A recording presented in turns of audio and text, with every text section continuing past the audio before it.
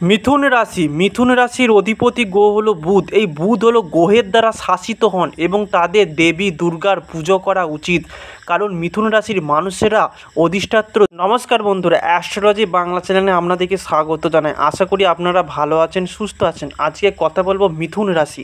জয় শনি মহারাজে জয়, জয় কর্মফলদাতা অঞ্জনীপুত্র মহাবলী জয়। নমস্কার। রাশি 25শে মে 2025 কিছু মানসিক চাপ থাকা সত্ত্বেও স্বাস্থ্য সুন্দর থাকবে। নিজের জন্য অর্থ সাশ্রয় আপনার ধারণাটি আজ সম্পন্ন হতে পারে।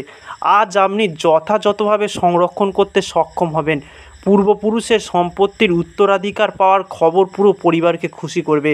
ভালোবাসার সম্পর্ক নিয়ে উচ্চকিত হবেন না। আজকে আপনি খালি সময়ের ভালো ব্যবহার করবেন এবং সেই সব কাজ শেষ করার চেষ্টা করবেন যেগুলো পুরনো দিনে সম্পূর্ণ হতে পারেনি। নিয়মিত আপনার অর্ধাঙ্গিনীকে অবাক করে দিন, নচেত তিনি গুরুত্বহীন বোধ করা শুরু করতে পারেন।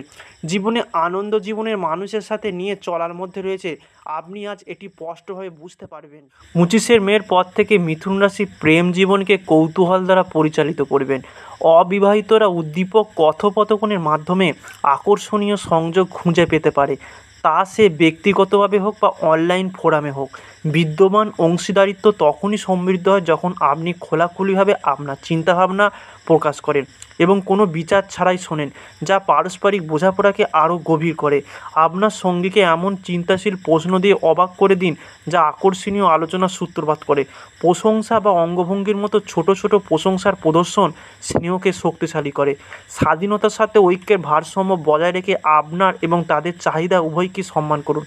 লালিত যোগাযোগ ঘনিষ্ঠতা এবং প্রকৃত মানসিক সম্পর্কে উৎসাহিত করবেন। মিথুন রাশির সবচেয়ে বড় সুখবর হলো মেধা ও কর্মজীবনকে এগিয়ে নিয়ে যেতে পারবেন। ধারণা ও যোগাযোগ সহমর্মী তত্ত্বাবধায়কের কাছ থেকে সম্মান অর্জন করবেন। সহযোগিতামূলক প্রকল্পের জন্য দরজা আপনার জন্য চিরতরে খুলে যাবে। জটিল কাজগুলিকে পরিচালনাযোগ্য ধাপে ধাপে ভাগ করে মোকাবিলা করুন। বাধা সৃষ্টি হলে আপনার অভিযোজন ক্ষমতা ব্যবহার করুন। মাল্টিটাস্কিং এড়িয়ে চলুন। দক্ষতা গুণমান সর্বদা করার জন্য একটি অগ্রাধিকারের উপর মনোনিবেশ করুন। আপনার পদ্ধতিকে পরিমার্জিত করার জন্য উপস্থাপনা ও প্রস্তাবের উপর প্রতিক্রিয়া নিন। আপনার সময়সূচিকে সময় অবরোধ করে গতি বজায় রাখতে সাহায্য করুন। সৃজনশীলতার সাথে সংগঠনে ভারসাম্য বজায় রাখুন।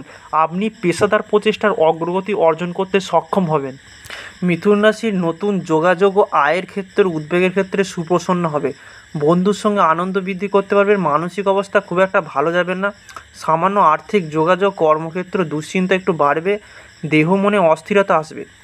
শরীরটা মাঝে মধ্যে রসিকতা করবে। অন্যের গৃহে আতিথ্য গ্রহণ টুকটাক অর্থাগম হলেও আহামরি কোনো পরিবর্তন হবে না।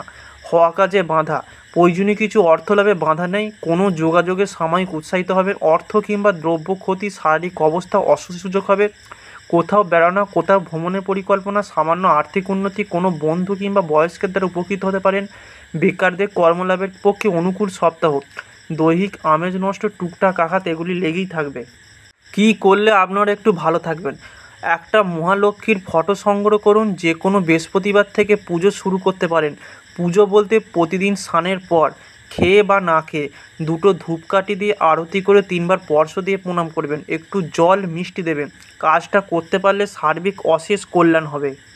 মিথুন রাশি মানুষদের বিবাহের প্রবল সম্ভাবনা আছে। 2025 সালে গ্রহের বিন্যাস থেকে উপকৃত হওয়ার আশা করতে পারেন। মে মাসের মাঝামাঝি পরে বৃহস্পতির অবস্থান বিবাহের সম্ভাবনা বৃদ্ধি করবে। এই বছর বিবাহিত দম্পতিরা তাদের সঙ্গীর পাশে দাঁড়ানোর জন্য বরযাত্রী পুরুষদের প্রত্যাশা করতে পারবেন।